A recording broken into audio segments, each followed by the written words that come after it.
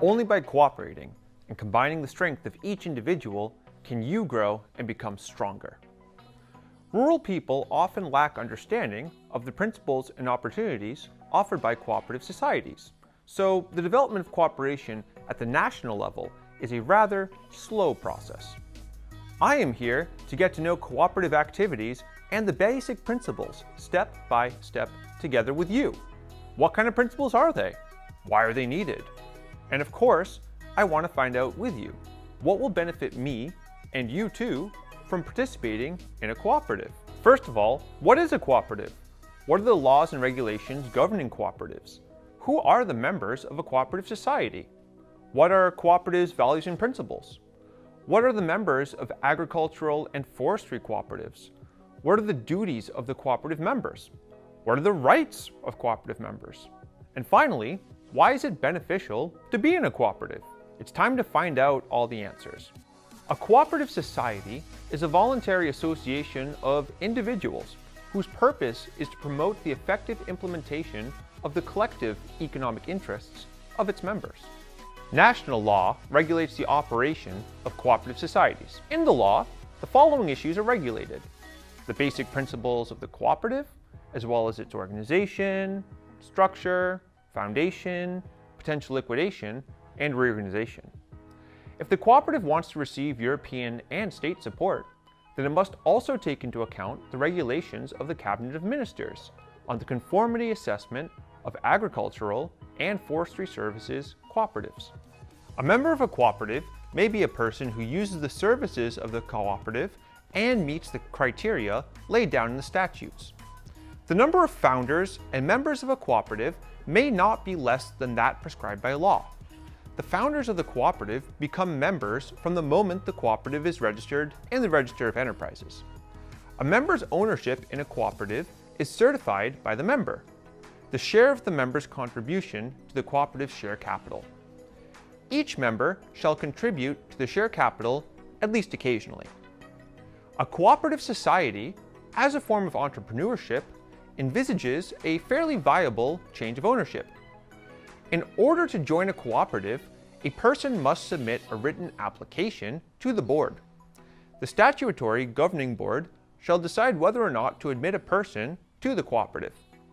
The statutes can define membership status criteria as well as member profile. The basic principles of a cooperative society are that members of a cooperative society are the owners of the cooperative society.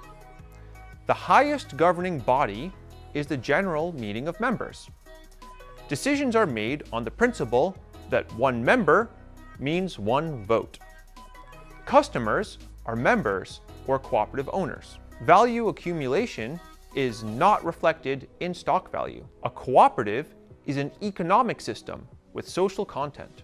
An agricultural services cooperative society member is a natural or legal person whose holding is engaged in the production of agricultural products and services used by cooperative societies, as well as other cooperative societies providing agricultural services.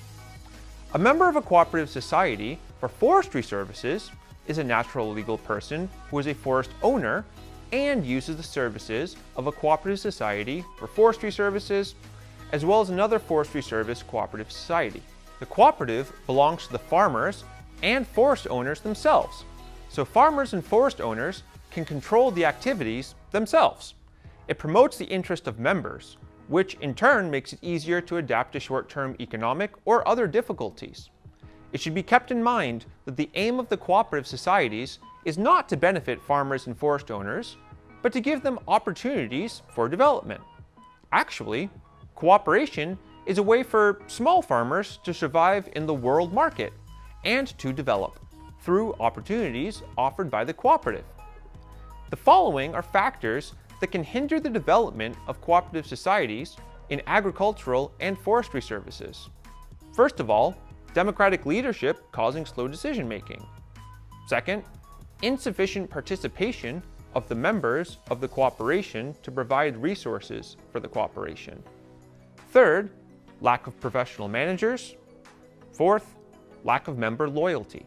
Cooperative members must fulfill the statutory obligations of the company and the decisions of the administrative and audit bodies in time to meet their obligations relating to the cooperative services, as well as the economic and financial participation in the operation of the procedures specified in the Articles of Association.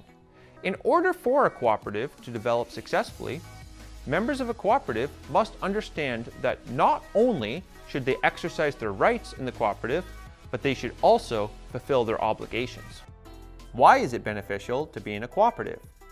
Co-op members hold power as farmers, producers, growers, service users, etc., and the direction of the co-op is in their hands, not in another entity who would have differing interests from the former groups.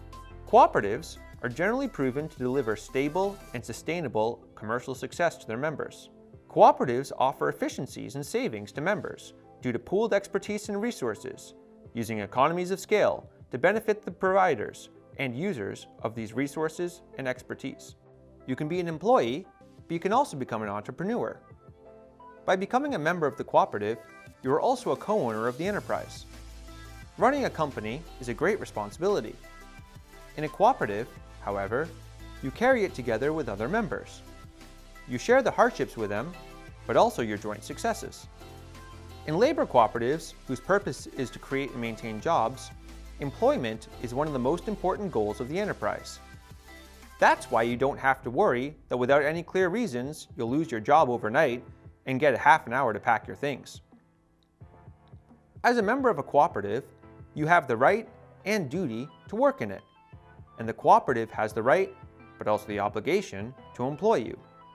Therefore, employment is much more stable than in many other types of enterprises.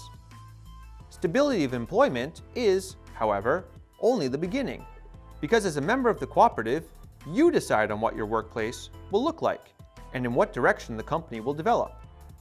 Every year, you participate in the general meeting, where, together with other members, you summarize the activities of the last year, set plans for the next, settle the members of the supervisory board and the management board from their work.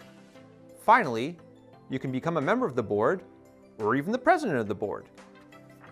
There are industries in which it is worth joining forces because it is justified by the type of activity and, for example, the need to incur expenditure on specific investments.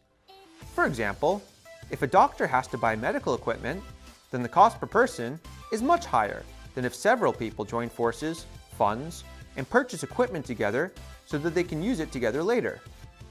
Recently popular renewable energy sources are another example of an industry in which joint investments allow to achieve more. The confirmation of this thesis is the fact that more energy cooperatives are being created in Poland. There is no legally defined lower limit of share capital in cooperatives, so a group of people who have very limited resources can set up a cooperative and gradually, through their own work, create the capital of a joint venture.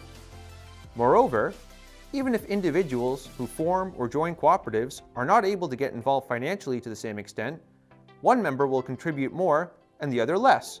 They still have the same say in the cooperative. The cooperative is an association of people and not capital, and everyone has equal voting rights in it. By becoming a cooperative, you also become part of a very important movement of socially responsible enterprises, part of the social economy sector, for which it is important that achieving economic goals serves the needs of people. This is an important mission in changing the face of the Polish and world economy. You can be proud of it. In conclusion, first of all, the aim of cooperatives is to offer services to their members or owners. A member of a cooperative society can be a person who uses the services of the cooperative. Second of all, cooperative decisions are made on the principle that one member equals one vote. For a cooperative to be a successful cooperative, members must understand that they must not only exercise their rights in the cooperative, but also fulfill their obligations. A cooperative is created so that its members on the market can influence the price of their products by finding the most economical solution. And finally, the cooperative provides an efficient supply of raw materials and the provision of various services to its members at lower prices.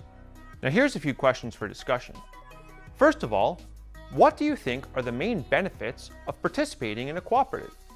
Second, which sectors are the least developed and why? And finally, what are the main factors determining the growth of cooperatives?